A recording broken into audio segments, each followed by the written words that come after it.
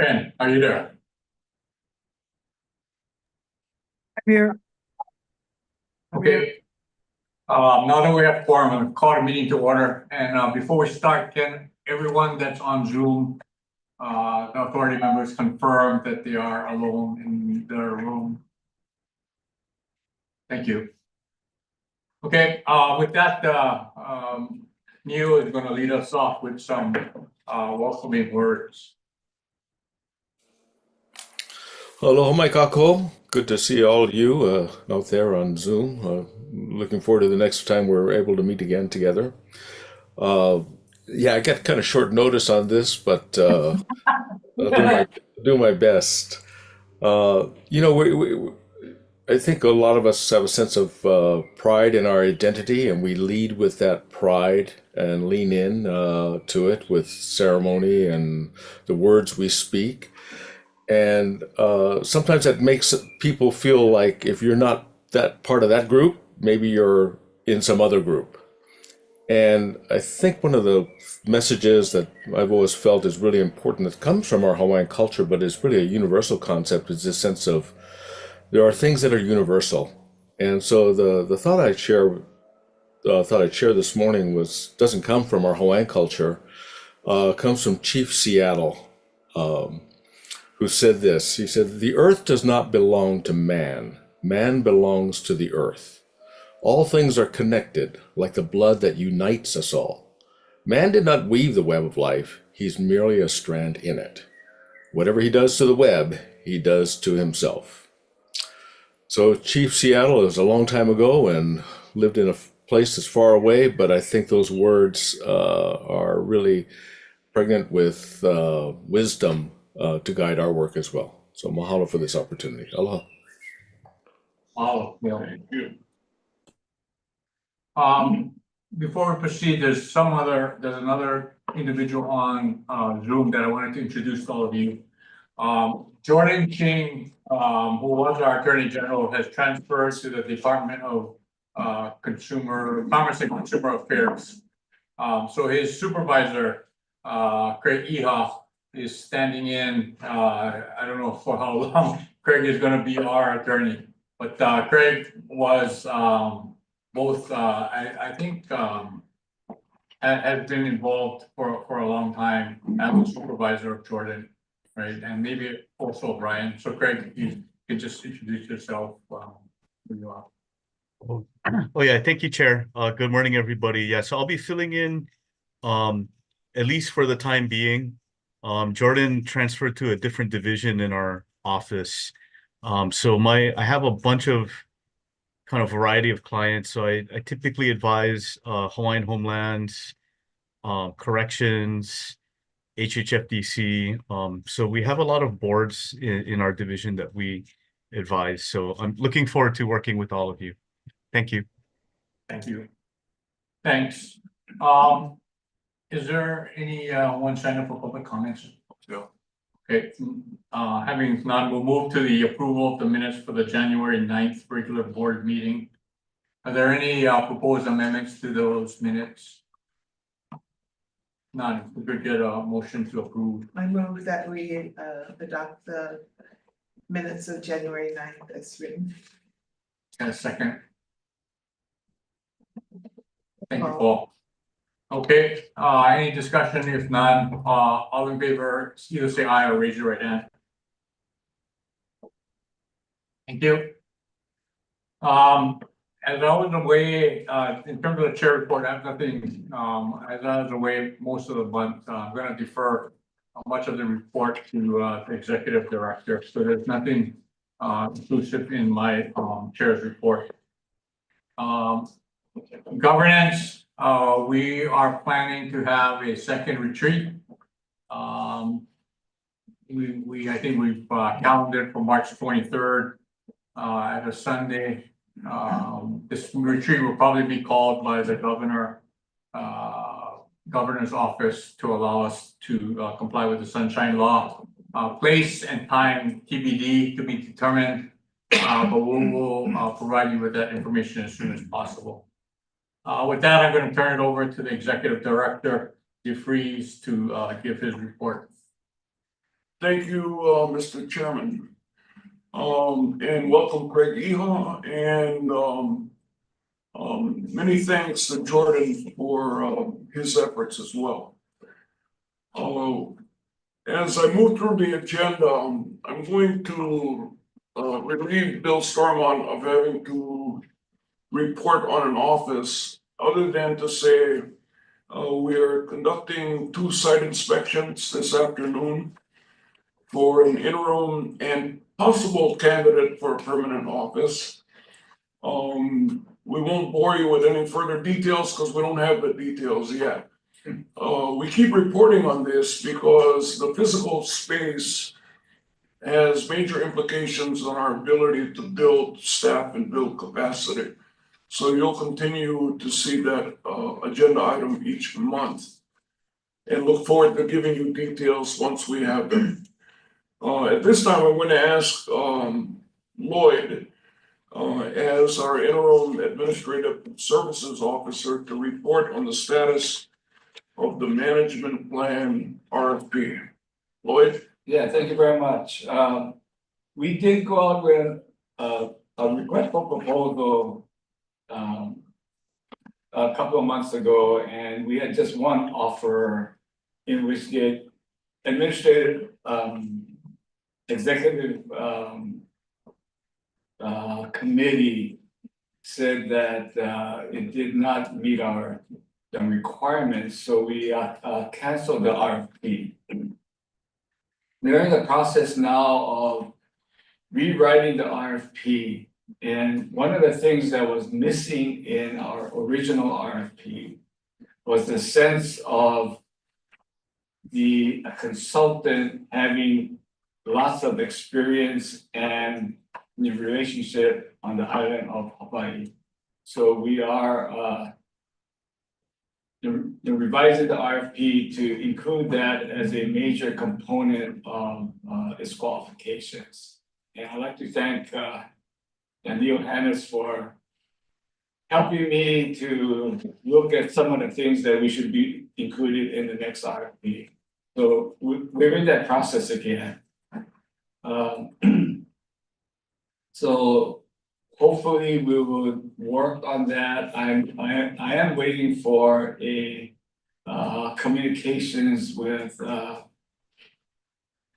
Research Corporation of the University of Hawaii to see if we could utilize some of their expertise also.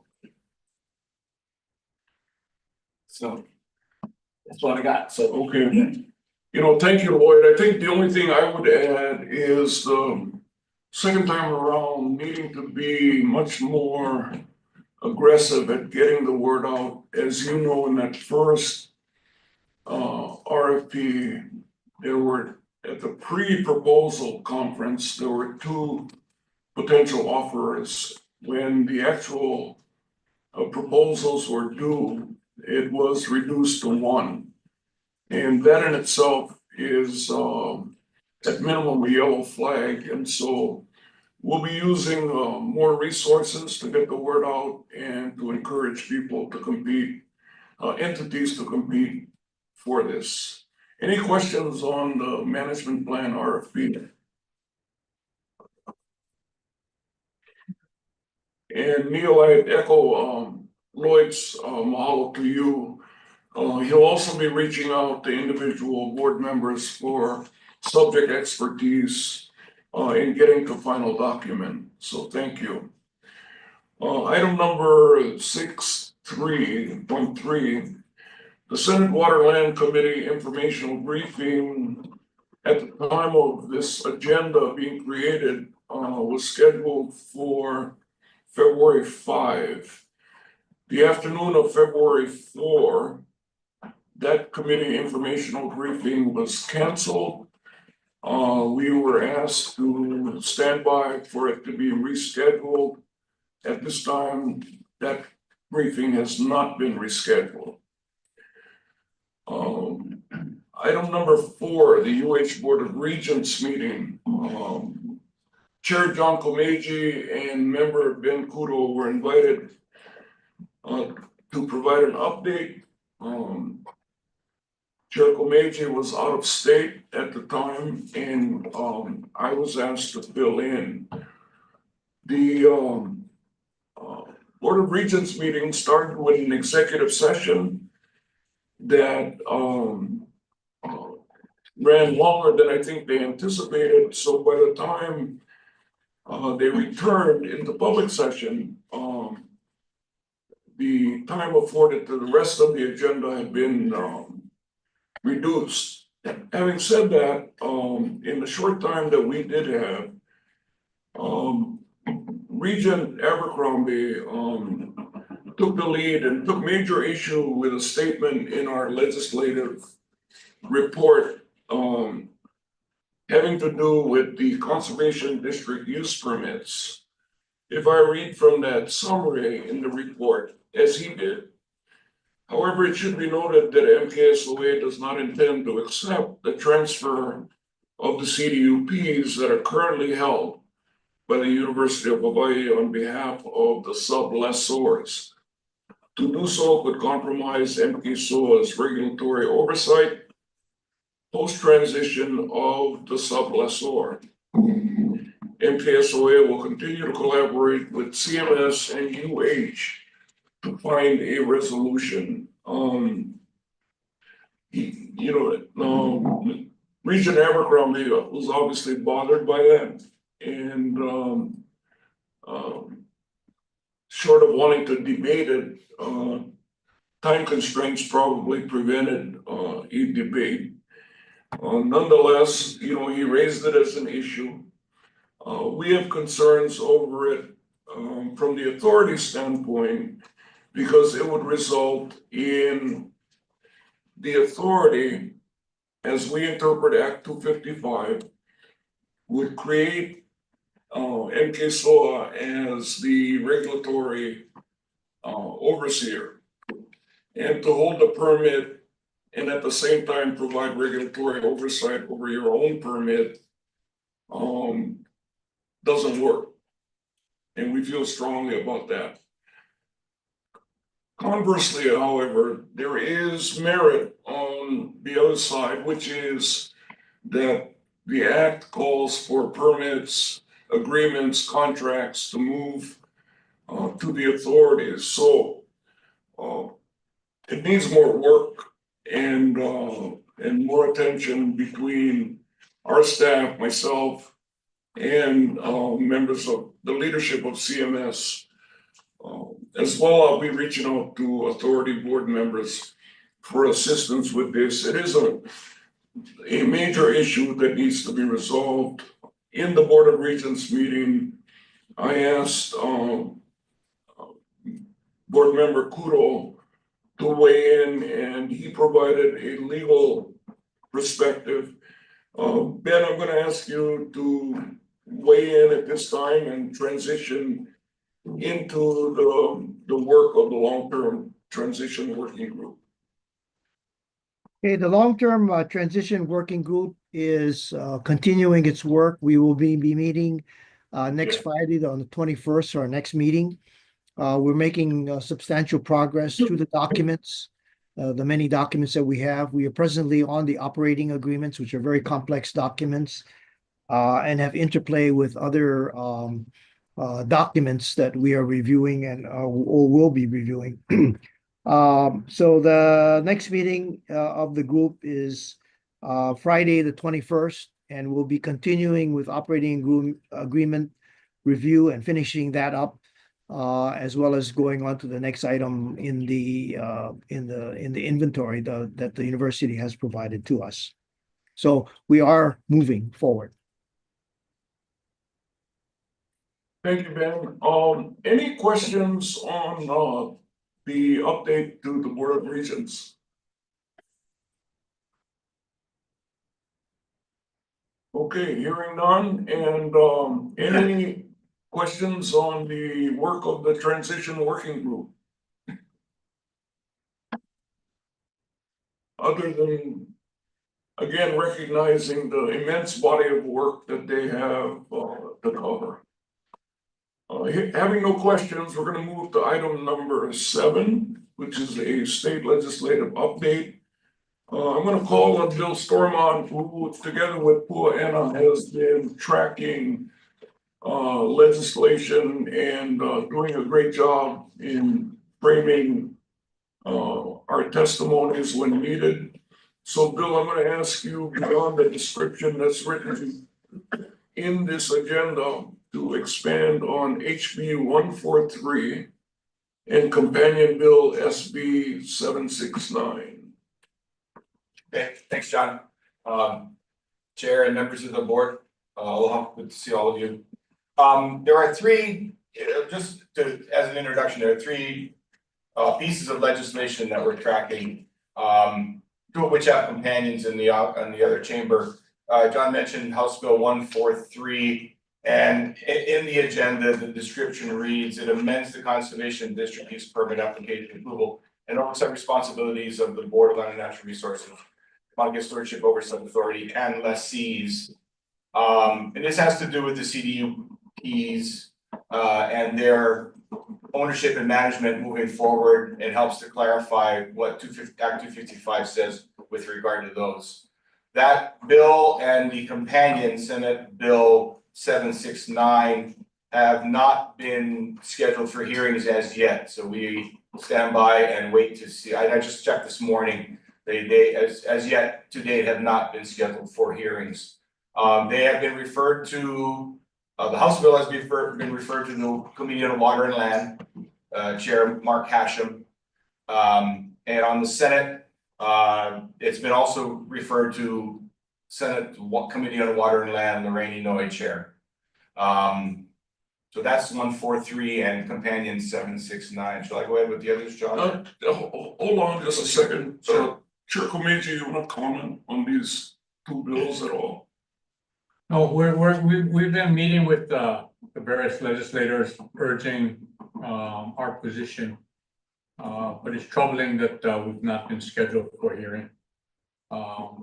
What I have to check on is that I just was informed today that tomorrow may be the cutoff for bills that have been referred to multiple committees.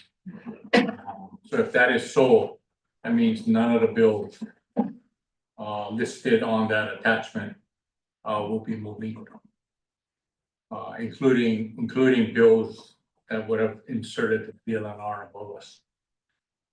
Because none of those bills have had a hearing. So I guess the bottom line is that the legislation, if you all remember, Act 255 requested us to provide further legislative changes to Act 255, which we have done. And yet we're not getting the support or hearing, even a hearing to explain why we're doing what we're doing, which is troubling. Neil? Do we have a sense of why? I mean, is their agenda just full of other pressing matters, or are they divided and don't want to bring something forward where there's great division? I don't know. I don't think it's because of other pressing matters. Okay. When is crossover? Crossover is not till next week. Everything has to be decked tomorrow. But the decking is for bills that have been Have laterals. multiple referrals, right? Yeah. Although sometimes they can do a joint, they can waive and do a joint, don't they? But yeah, I know your issues. I have a question for Yeah. Bill. Is that a double referral, this Yeah. first bill? It's not a joint, it's been referred to two committees, one after the other, rather than a joint referral, which Yeah, that's is what I two meant, committees sorry. at the same time. Okay. Water and Land and then Judiciary in the House. Often there are multiple referrals where the bill will go to two committees at the same time, which is challenging, but this is not the case. It's one then the other. But having to go to two, if it's not that in the first committee by tomorrow.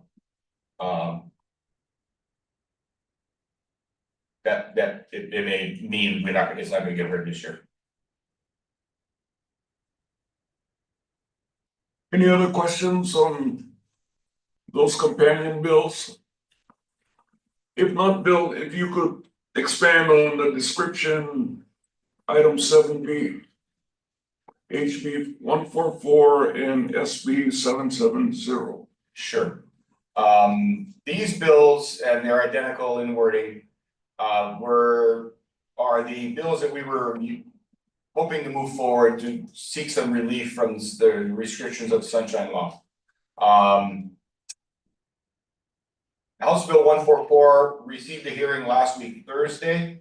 And testimony was offered on behalf of the authority by Noi, Rich, and John Dean. John DeFries, the executive director. And the three of them were there, present at the hearing, and member Wong Wilson was at the podium receiving a lot of questions. And John and Rich were there and available. And I don't know, Noi, would you care to share? Sure. I think the biggest feedback from the committee was that number one, they didn't want to set precedents for other agencies to come in if we were to be allowed some exemption. And they felt that they had already heard from two departments or two agencies that they were interested in the same thing. So that was one. The other was, I really think there's a big difference between what legislators think that the Sunshine Law is supposed to be doing and the actual application of it when you're on the ground. And so they pushed back a little bit about that. They just could not grasp why it's so difficult for us to, get from one meeting to the next and all the rules that apply. So, comments were, you need to talk to your deputy AG, for example, right? And maybe the interpretation and the application of Sunshine is way beyond what the intention was. It was really clear that there were members who were concerned, not so much about what we were trying to do, but the overall effect of what having a change like this would make on the intent of Sunshine. So they did not support our bill. That's what was apparent to me. I did talk to Chair and Vice Chair afterwards and requested that this bill be withdrawn, just because it was taking us down a path that I don't think was necessary for us at this time. And although it makes it continues to be a challenge for us, the success of that bill to get all the way through the entire legislature was pretty slim, given that we're not getting support for anything else that we're asking for. So maybe it's just not the time right now. But that was my takeaway. One point that member Wong Wilson raised, which I continue to raise, is that we understand that for the authority to be successful, we have to be as transparent as we can. We understand that there's a lot of questions within the community about what we're doing, etc. Having said that, it's still my belief that the exemption to the Sunshine Law would not impede the community's ability to understand what we're doing. If the community watches our meetings, and starting from the initial meeting all the way to the hiring of the executive director DeFries, we've been as open as we can. But having this exemption continues, not having the exemption continues to impair our ability to proceed forward in a timely way and in an efficient way, as well as impedes our ability to develop relationships by and among, and not in a bad way, but relationships by and among the authority members. So having said that, again, from my standpoint, it's disappointing that we have not been granted that exemption. Our exemption was limited to just the transition period, and there's no other board or state agency currently that is building from scratch a new organization, and that is the distinction. Second distinction is that this board was created in a very different manner with different type of representation, representing various perspectives and viewpoints, which in and of itself should provide some assurance that nothing nefarious is happening, because we have people with various who all of you on the board have tremendous credibility to your various, what John calls tribes or groups. So with that, I think there was enough safeguards that would allow us to get that exemption. But it is what it is, so we will just proceed ahead. Can I just make one more statement? What was apparent to me after this, in speaking with the various members of the committee that were present, was that there is still such an angst in our committee about what's happening on Mauna Kea. And it emphasizes to me how important it is for us in this body to operate in a way that we can assure and gain assurance from our community that we're here to do the right thing.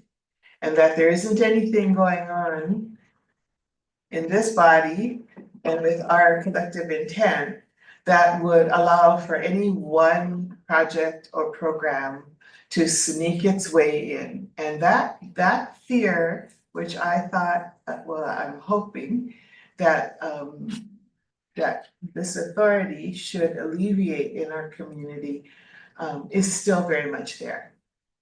And the representatives are the ones at the legislature, and so I got that message loud and clear that people in our community are very concerned, and they're concerned when they hear our leaders make statements. And so, you know, that was kind of held against us, right? That there are statements being made. And so, you know, I mean, I don't have an answer for that. But anyway, just letting all of us know and reminding us why we're here. So, you know, from now, and as we have been since the very beginning and continuing to move forward, looking for ways within the structure that we have that we can be as inclusive as possible with our community, as open as possible. And I tried to explain that to the committee, and that the way even our chair operates these meetings to be as open when we do have community members in the room, and allowing them to ask questions or even get into conversation on the agenda items, you know, stay within all the rules that apply to how meetings are conducted. But that to me is evidence of our collective intention that I don't witness in any other state meeting, public meeting that I see. So anyway, all those things, I try to represent us to the best of my ability, and unfortunately, still couldn't We should all get give, them. we should all give I know her- that you always say he's not allowed, I put this on the record, committee chair is not allowed to leave town next later session. Neil, I'm gonna let the mayor has his hand up too, and then after that, Neil. Yeah, thank you. No, I really appreciate that comment. You know, so for me as mayor, you know, I agree, we gotta be as transparent as possible. So you know, what I share is what I'm thinking. So I'm not hiding anything, and I'm not, you know, my constituents expect I be transparent. So what I gotta do though is I gotta say every time I make a comment about Mauna Kea or TMT, I gotta say, oh, by the way, this is my view and not the view of the authority. So I gotta remind myself to keep saying that, because media can put any one of you on the side. They can put Pomai, they can put Craig or Neil, Rich Matsuda, they can just grab you, they can say, hey, what do you think about TMT? And you know, you're gonna be on social media, so you know your cousins, aunties, uncles gonna be waiting for your answer. And if you say, "Oh, I don't like talk about them," or you know, certain things I cannot talk about, and you know, then you just come across as ingenuine and like for real, you're hiding something now. So you know, I just so happen to be the mayor, and I just so happen getting asked for the interviews. So if they ask Lanikila or they ask Antinonoi, you know, point blank, what is your view? I mean, you're gonna have to share a little bit of your view. So that's what I'm doing, but I apologize that I'm not, you know, I saw the interview, I was watching them again, by KHON, and I could have said, oh, you know, by the way, this is not the views of the authority, this is only my view. So I just gotta, but for me, for say nothing and say, oh, I'm sorry, I cannot talk about them, and I'm the mayor, that don't look good either, you know, so. I mean, I'm open to advice, but I just kind of going how I just try to be as transparent as I can, so. Thank you. Thank you. Neil. You're muted, I think. Trying to find my mute button. Number one, thank you for the report. Certainly support the need for this kind of legislation and understand your disappointment. I also understand why it's hard at this point in time in particular, not just because of the history of Mauna Kea and the matters that are before this authority, but because of the whole, we don't exist in a vacuum. You know, we exist in a larger environment. And when you think about what's going on, not only in the state of Hawaii and how this has been a lightning rod issue for a long, long time, many generations in Hawaii, it's also become an increasingly important issue given national level politics and people feeling that decisions are being made unilaterally and without necessarily the kind of consultation that you would hope for when it comes to a public interest. And so we just have to be real. You know, our Voyager Pomaya is there. I mean, you can't pretend there's a different wind. You got to deal with the wind and the currents that are there, and there are certain things that are working against a piece of legislation like this at this time, in my humble opinion. I think the challenge, there's a couple of things, and so a lot of that is born out of trust issues, and again, we're affected by not just how people trust us, but how people trust government in particular. So I think, what can we do? What goals and objectives and what the actual tangible things can we do to really think about building trust with our community? And I don't say that because that we haven't thought about that, because our community meetings, I know we have, but how do we double down on that and really kind of have a work plan to really think about what we're doing to build trust? And secondly, those hard issues that we've got to deal with, that we think may be more efficiently dealt with outside of a sunshine framework. Well, if we can't do it, how do we do it within the sunshine framework, within our regular meeting framework? How do we agendize these discussions, knowing that we have tools like executive session and so forth, but we got to get this work done. And we'd like to get it done, and we feel like it could be more efficiently done in one manner. But if that manner is denied to us, we still got to get the work done. So what are we going to do? You know, and how do we bring this work into our regular meeting agendas and still be able to do it? Not answers, more questions, but I think these are the issues that arise from this kind of discussion. And I think people we might consult is, there were significant opponents to that legislation, people who have their finger on the pulse of various constituencies in our community. And we might reach out to, in addition to legislators, if we haven't already, we might reach out to them as well. These people who have testified against the bill, and really help build that trust by helping them understand what our needs are, and maybe get their ideas of how we can operate and get our important work done. Thank you. Thank you. FYI, I've met several times with the public interest law firm group that oppose us. And I tried to explain the problem to them. And neither of us have been able to come up with an alternative. But I have reached out to them and we have talked several times.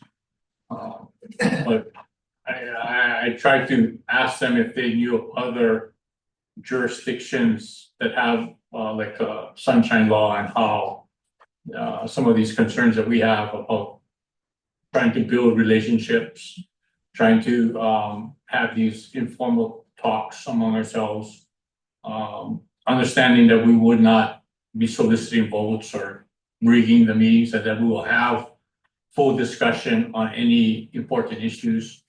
Have any other jurisdictions crafted a way to kind of balance those two things? And they haven't been able to arrive at that either. So your point is a good one. Oh, Neil, I think your point is extremely timely and well taken, that because this one avenue was denied, doesn't mean we stop, right? We now need to move more fully into and under the sunshine law. The one thing I'd like to add, having been in that room with Rich Matsuda, and Noe took the lead as the ranking member of the board, and this being a board issue, is albeit the feelings are strong in defense of not marginalizing or setting a precedent for sunshine law, there was also a high respect paid to Noe as the communicator of this request, to the point that some of the feedback included an interest in giving this authority more time to complete its work instead of an exemption on the sunshine law. Well, that gesture was, kind of them. That doesn't alleviate why we thought the exemption was important. But a recognition of the work that Noe has done on Mauna Kea was very obvious there. I went back for the decision making a couple of days later and was able to spend more time with people who challenge the law but are trying to find a way to support this authority. And that was echoed with some of the staff I visited with of committee members. So we have our work. That doesn't stop our work. It just causes us to change and move more fluidly, because we still got to get our work done and do it in a way that that earns the community's confidence and trust. So, any other questions on that particular bill? If not, I'm going to ask Bill Stormont to describe SB 6. Thanks, John. Senate Bill 6 was introduced by Senator Inouye. And this is the bill that she introduced last year as well. And the substance of it is that it would put the Mauna Kea Stewardship and Oversight Authority in a subservient role to the land board, the state land board. This would mean that decisions made by this body would still be going to the land board for approval. It got, John Committee, you may correct me or clarify what happened exactly with it last session. But this session, it's been referred to her Water and Land Committee jointly with the Hawaiian Affairs Committee, and then would go on to the Judiciary Committee on the Senate. There is no House companion to this particular measure. And then I just checked seconds ago and it has not yet been scheduled for hearing. So we're waiting to see whether or not it does get heard in the joint committee between Water and Land and Hawaiian Affairs. So last session, the bill passed out of the Senate Water Land Committee on a 3-2 vote, with the two other members supporting the bills doing with reservations. And 2 members voting against the bill. So it narrowly passed last year. It then got referred to the Ways and Means Committee, and there was no further action on the bill. I would add too that on January 23rd, Chair Komeiji, myself and Bill Stormont met with Senator Inouye.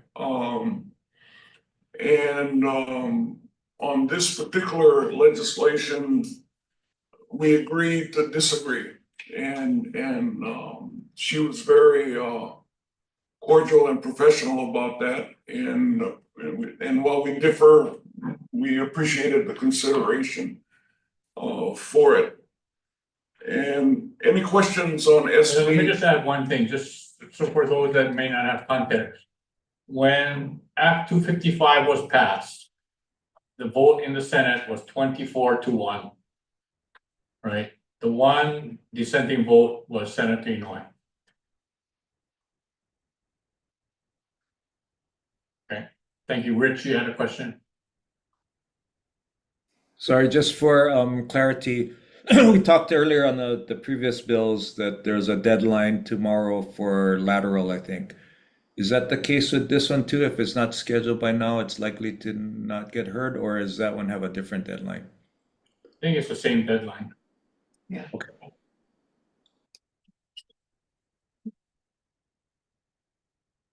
Any other question on SB 6?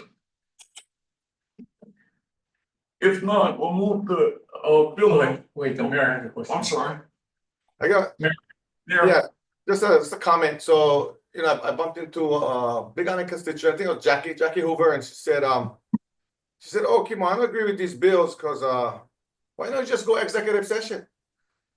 You know, so I think the public perception is like, why you gotta go, you know, it's like we're hiding, yeah? So, but I don't think they understand that to go executive session, it's not just, hey, let's talk about this. We go executive session, gotta be like, from what I understand, or what I remember, Robert's rules is gotta be like one specific item, like say TMT. Hey, we go executive session, talk about TMT. Oh, you can do that. Gotta be like maybe the leases, or gotta be something more specific. So, you know, I just trying to tell them that I don't think they understand that we just like have on cool freely without, because anything might come up. Like right now, if something come up, we not can talk about them because not on the agenda.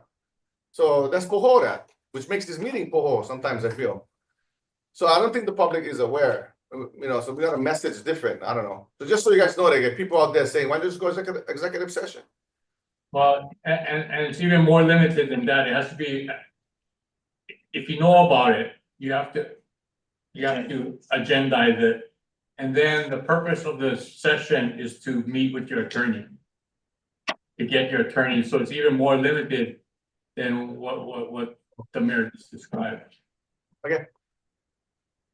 Although I believe, and I don't know if Craig is gonna agree, that if there is a discussion of some issue now and someone wants to have an executive session to talk to you about the thing and it's not agenda, I still think it's appropriate for us to ask for an executive session to consult with our attorney. Yeah, that's perfectly fine, Chair. Thank you. But again, it's not to just have a general discussion, it's to get legal advice. You know, the mayor's comments take me back to HB 144 because one of the legislators on the committee who made it clear that they were going to vote against the exemption also pointed out that the legislature functions with that exemption. So that was, you know, and but nonetheless, you know, that person was not going to vote to grant any further exemption. So to the mayor's point, yeah, it works when it for some and it's not working for others. But back to Neil's point, we still got work to do, and we will find a way to get it done. Okay, Bill Stormont, I believe this last bill was triple referral. Yes, Which is fatal. Yeah, yeah, it's sure did. Senator Kirk Favela introduced a measure that would enhance, the intent was to enhance public notice requirements for changes in land use by a number of departments, DHL, DLNR, University of Hawaii, and boundary changes by the Land Use Commission, and seeking a referendum of, in the county where the land use change was going to be subject. As mentioned, this bill was referred to jointly to the House or the Senate Water and Land Committee, Hawaiian Affairs, and Human, or HRE, I forget what HRE is, forgive me, but it was 3 committees, and it has yet to be scheduled. And in our meeting with Senator Inoue, she indicated that that was not going to be heard by her committee. So that's the quick version of report on Senate Bill 197. And that's all I have. Any questions about 197? Any questions before we leave the subject of the state legislature? Okay, moving right along. Lloyd, if you would provide a update on our finances. Yeah, thank you very much. I'm gonna step back a bit and talk about when Act 255 was established. And with that act, it did include a $14 million appropriation. And the year after that, because that was the fiscal year 2023. So the budgeting process for fiscal year 2024 and 2025, we use the recurring budget process. So what happened was in 2024 and 2025, the legislature approved a $14 million appropriation for each year. If we don't spend any of those funds, the appropriation balance goes back to the state. What we did now for this next biennial year, 26 and 27, we use the same method. So right now, in the governor's budget, we do have a request for each of the next 2 years of the $14 million each. And what has occurred in the past is that it allows MKSOA with a lot of flexibility in terms of how to spend the money wisely to accomplish our goals. With that in mind, for this year, we started off with a $14 million appropriation with governor's a restriction and a transfer of money to the Maui disaster fund. Our appropriation balance ended up at $3.6 million. Of that amount, so far we have spent $756,000. And we do have a balance right now of approximately 2.8 million, of which 386,000 is allocated for salaries, and we have $2.4 million for other costs, which we have right now defined it as $1.5 million for a consultant for our management plan, and $750,000 if needed for architectural consultant for our office. And then we still have a balance of another $215,000 for other expenses. So with that in mind, is there any questions that I can answer? Thank you very much. Yes. I'm kind of conflating this agenda item with the last agenda item. It appears that there are resources available to us that are unexpended. Have we thought about taking the report that we did to the legislature and putting that into some kind of more digestible format so that we could share it more broadly with key stakeholders as well as the general public, and really use the resources we have, because to let people know what we're doing and how we're going about our work so we can go about building trust. Is that an expenditure we can can do we have the resources to do that? And is that if that's considered a wise idea? I'm not exactly sure. We've shared our budget and how we expended it with the money committees to explain to them. I'm not It's exactly. in our annual report. It's it's also in our annual report. I'm not exactly sure what exactly you're suggesting. My suggestion is to take our annual report and spend some of the money that seems to be available in our budget and use some of the resources to really build a public information program based on the contents of that report that we submitted to the legislature, which is very thorough, but not very accessible in terms of making it easy to read for people who can't get through 50 pages. And are there ways we can do that and start helping the public, whether it's on our website or in media, to help the public understand what we do, and just take the time to hire somebody to put it into that kind of format. Yeah, we'll look at the line items and see if we can, get there with that. It's a good suggestion, actually. Thank you. Okay. Any questions about the finance? Okay, hearing none, we're going to move to operational update from Executive Director Greg Chun at CMS. Greg? Before Greg starts, I just wanted to add an addendum to the long-term working group. This is in the spirit of old age rather than transparency. I forgot to mention that our next meeting, Greg has graciously volunteered to present the economic impact of the operational agreements and others between UH and the observatories.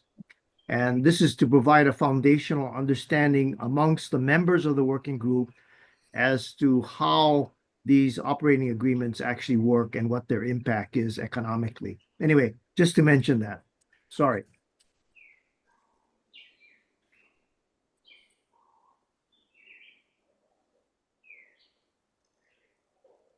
Hello, board members. Nice to see you folks again. So I have two items I'll just update you on quickly from an operations perspective. And then we have a couple of projects that we've discussed in our joint management committee that I want to review as well. At our last meeting, I reviewed with you folks some of the sunset traffic management challenges we've been having, particularly during the holiday seasons. With just managing the sheer volume of traffic people wanting to go up to the summit at sunset. As I indicated then, we did establish a working group that included Bill to look at the issue and evaluate different approaches that we might implement to move forward to address this issue. After reviewing the data, the number of cars, the seasonal patterns of the problem, and just brainstorming various management options.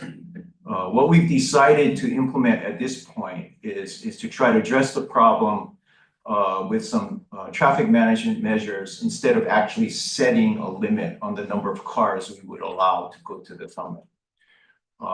The plan right now would roughly be to station rangers at key locations during the high traffic times to direct parking on the summit.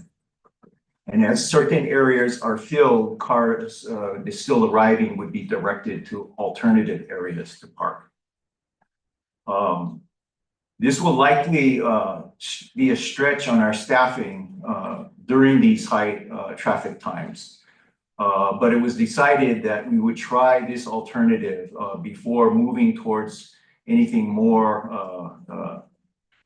such as setting a limit. Seasonality of the issue is really a big reason for this, and so we're going to try to manage it with just how we actually manage the traffic on the summit during those times. So I just wanted to provide that update for you folks. I know that there was testimony and concern as we understand about how to ensure proper public engagement on this issue. But what we're going to try to do at this point in time is just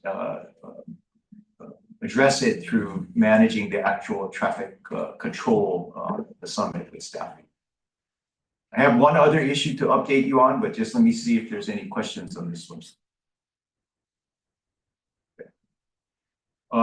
I did want to provide a brief update on the recent federal actions affecting UH and the Mauna Kea Observatory research funding. The impact, the short story is that the impact to our budget, the Center for Mauna Kea Stewardship's budget, is at this time is pretty fluid. We don't really understand what the impact could be. The university obviously is following this and addressing it closely at both the system as well as at the government levels. I know Bonnie is a lot of her time right now is being taken up by meetings looking at the particular impacts of this. What we're uncertain of at this time is the impacts to the observatories who receive federal funds for their research and operations. Center for Mauna Kea Stewardship does not receive grant funding directly, but we do receive what's called research training and revolving funds, or what we call RTRF. And these are general funds that are collected from grants awarded to UH, and they're used to support research across the system. So, you know, as I've shared with you folks and others, CMS is the research support organization who also has land management responsibilities. So it is in that vein that we are able to get support through these RTRF funds. Those funds come from the university system, and every year we have to make a request. Our request for this year is still pending clarification on what the impacts to UH are going to be. These funds account for about roughly 20% of our stewardship budget, which includes our resource management program, our rangers, and a variety of miscellaneous other operational costs.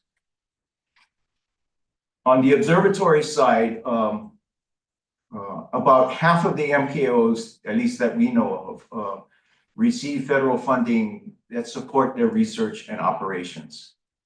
The MKOs pay for about 82% of our budget for the operations on the Mauna.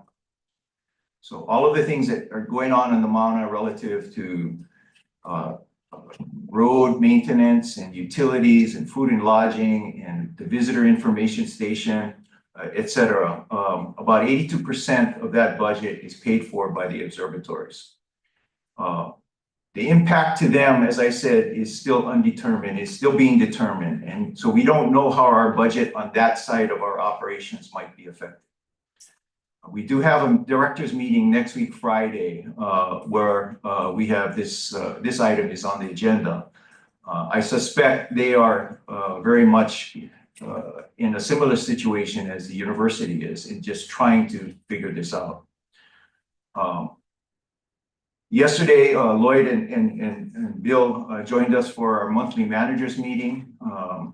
I did brief our managers on the situation and the fluidity of the situation. My senior team and I are working on budget scenarios under different assumptions, looking at different budget reduction possibilities. At this time, we're not implementing any changes to our approved budgets, but I did make the managers aware that once we have a better idea of how all this is going to affect us, we may be needing to make some mid-course corrections. So again, once again, it's a very fluid situation that we're staying on top of and trying to anticipate as best as we can. That concludes my operations report. Any questions of that particular item? I do have a question. And the other- Are you able to share with us which of the facilities do receive federal funds? Smithsonian, IRTF, Very Long Base Array, VLBA, Gemini, and then what I know our UH observatories, but UCURT that is government funded. I'm sure our UH 88 is receives NSF grants, and I'm not sure how much that is. And then I'm not sure about Canada Friends. Heck, probably does. And Keck receives some, yeah, that's right. Keck. Yeah, that was a good summary, Greg. Mayor has a question. Neil, sorry. I think Neil was first, yes. Okay, thanks, Greg. God, I can only imagine the chaos or the confusion for these folks who are operating with those kinds of federal resources. I think a couple things. We know for sure that if they're getting anything for DEI, that's dead in the water. That's probably long gone.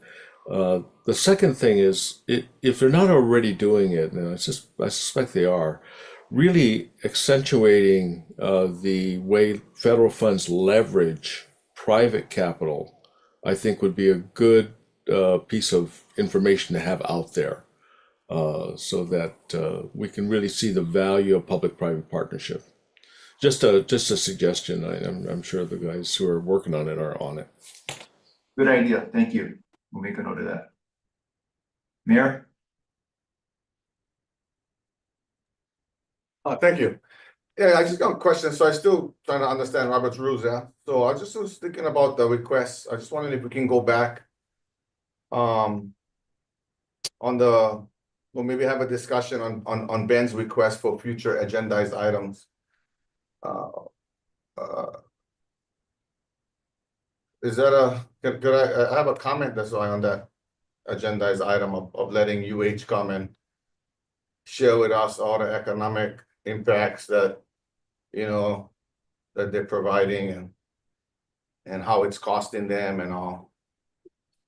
Because if that's the case, maybe we should let other MKOs come and share their economic impacts too. Because I think it's just gonna be one dog and pony show for why they don't gotta pay rent.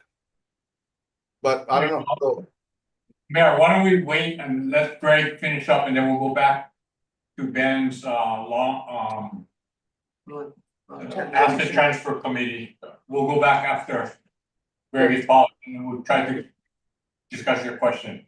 all right, thank you. Any other questions on my operations report?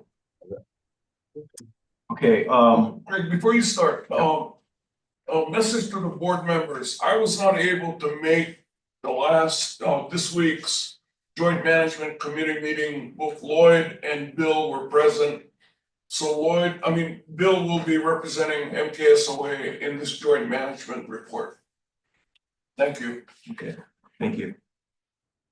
Okay, moving on then to our joint management committee report. Included in your board materials was a binder that contained the project proposal and background materials on two projects that we're bringing forward this month. These are both of these projects were classified as type A projects, which means there's no formal action on behalf of this board that's required. We're presenting them for information, answering any questions, and certainly willing to take any comments as well. The first project is a temporary outdoor storage project.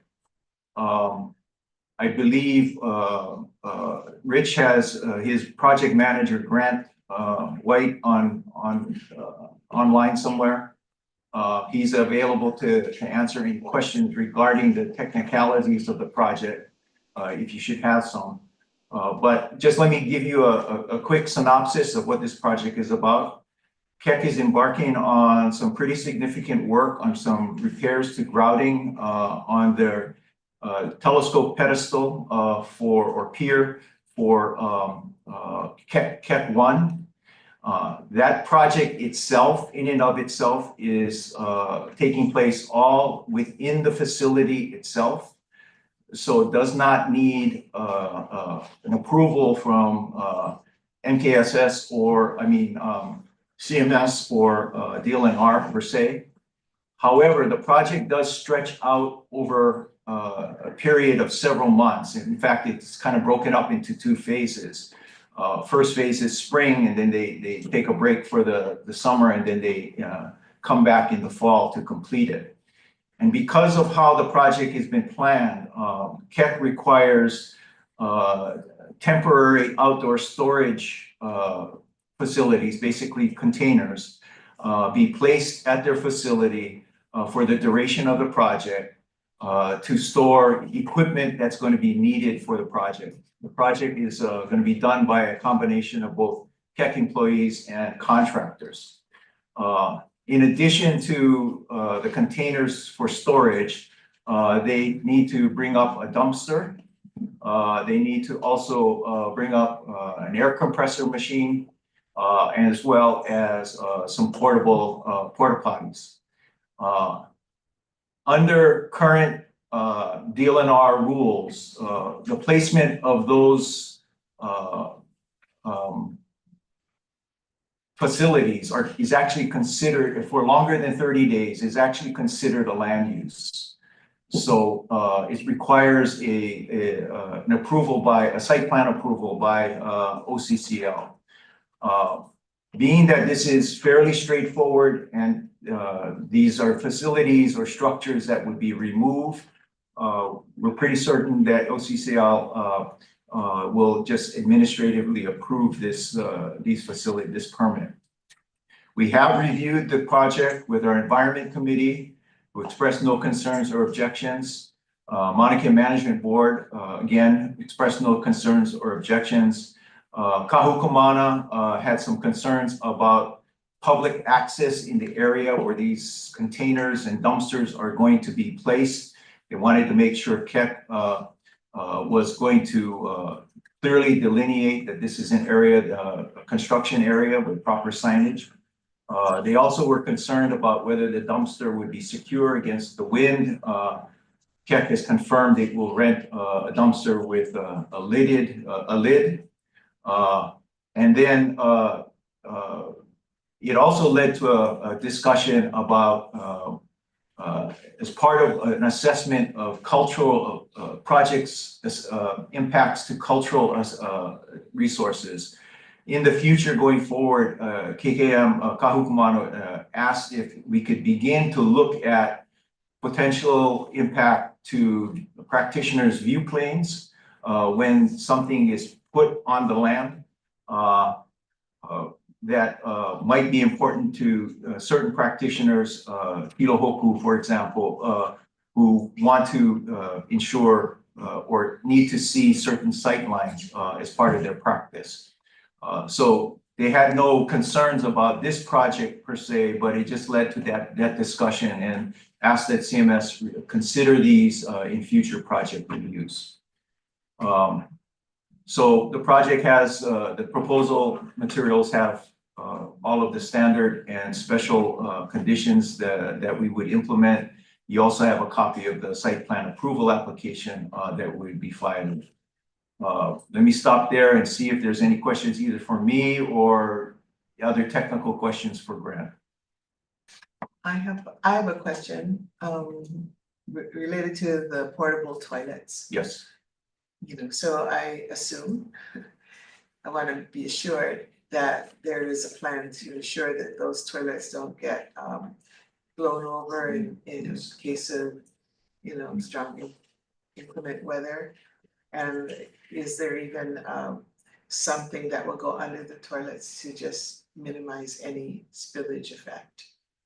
Because there's chemicals in the toilet. Yeah, we can add that to our conditions. Typically what we do and what we would ask them to do is actually strap down the portable. Right.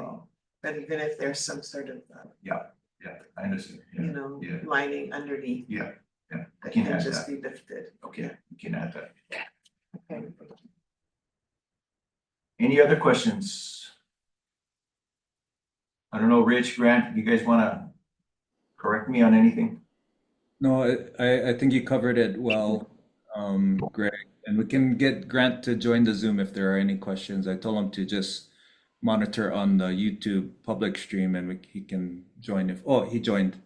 So if there's any You guys wanna questions. correct me on anything? No, I think you covered it well, Greg. And we can get Grant to join the Zoom if there are any questions. I told him to just monitor on. Grant, you need to mute, close the YouTube window or else we're gonna get feedback. He muted himself. Okay. I don't see any other questions. There aren't any questions, then I'll just move on to the next one. Okay, thank you. Thank you, Grant.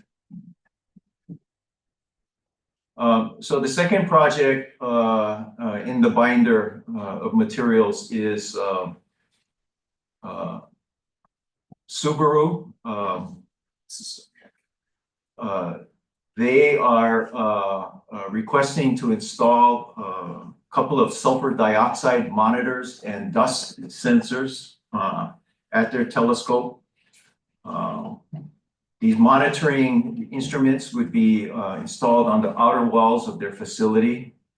The purposes are to monitor the amounts of sulfur dioxide and dust around and above the mirror to avoid degrading the mirror and losing observing quality for worker safety.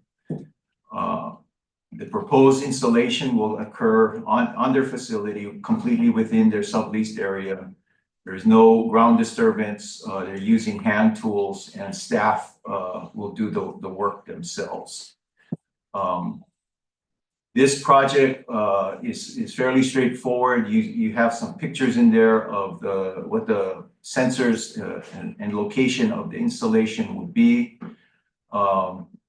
We are seeking just a concurrence letter from Department of OCCL, DLNR, because this is essentially a minor project. We have reviewed it with our committees. There were no concerns or feedback provided. So any questions on this project? Okay. No questions. Thank you very much. I really appreciate the time. That concludes my operations report today.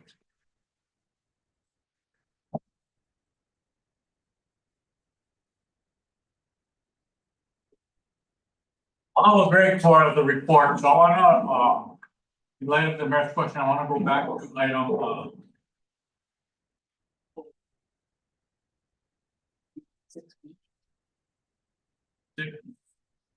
6B, status of long-term transition working group. And Ben, if we might start it again by you, with your senior moment, describe something. And just restate what exactly you've asked for, then Mayor, we can open up to your question. Okay, we, we're reviewing the operating management agreements, which is the basically contracts between the University of Hawaii and the different observatories with regard to services and other things like viewing time and those kinds of things. And each one is, there's some commonality between all of them. There's one between UH and each of the observatories, and they were done over a period of decades.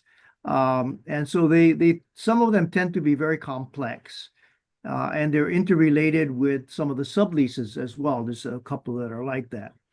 And I thought that by way of background, Greg has done presentations to other groups of, correct me if I'm wrong, Greg, the existing agreements and how funding goes between UH and observatories. This is the existing funding that happens. And I thought that, having my working group understand more thoroughly the nature of the operating agreements, it may be helpful for them to get at least hear the presentation that Greg has made with regard to the existing funding relationship between UH and the observatories pursuant to these operating agreements. That's just to give better background, foundational understanding to our working group as we go through them. And that's basically it. I mean, and Greg, you can chime in if it is something that I missed there, but that's. Yeah, no, that's correct, Ben. We provided briefings on our financial structure to various combinations of board members early on in the process, all in compliance with Sunshine, to ensure that folks had an understanding of actually how how money comes in and how money goes out and where it comes from and how it's used. As Ben indicated, it became at our last asset transfer working group meeting, it became obvious that it would probably be helpful for the working group to have that understanding as well. We certainly are available and are willing to provide that briefing to others as needed, as long as we are in compliance with Sunshine. So maybe we can schedule that presentation break for the next video or whenever it's convenient, right? For the entire board. So that not only the working group, but the entire board gets that presentation. So Mayor, with that, open up for your comments or your questions.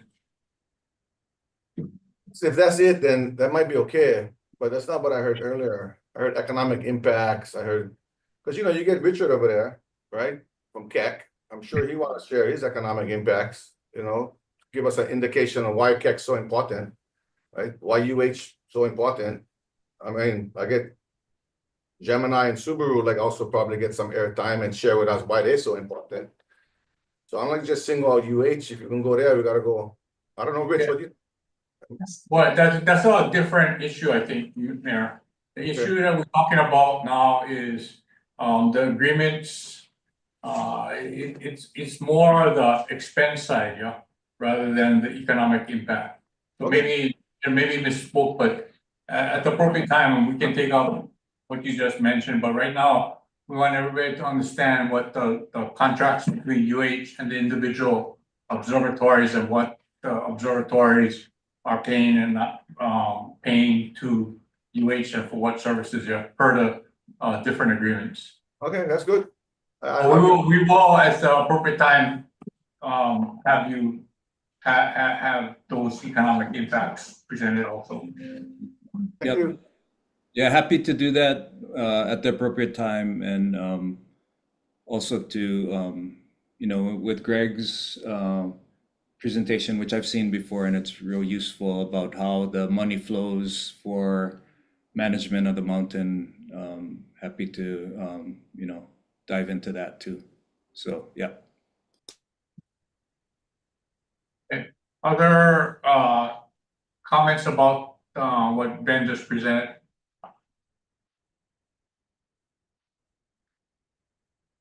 Okay. If not.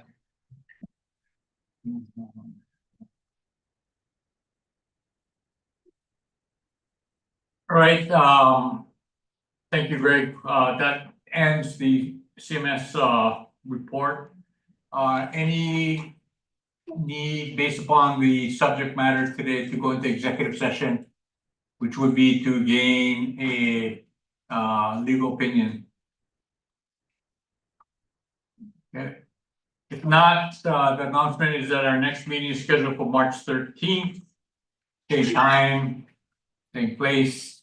Because of some of the parking restrictions, I know that the staff is looking for whether or not another venue might be appropriate where there is more parking so people can not have to walk blocks, etc. But anyway, for the time being, we're going to be meeting here at the same room. on March 13th. Okay, if there's no other business, Chair, will there be a community meeting in conjunction with that authority meeting? yeah, we gotta talk through that right now. Okay.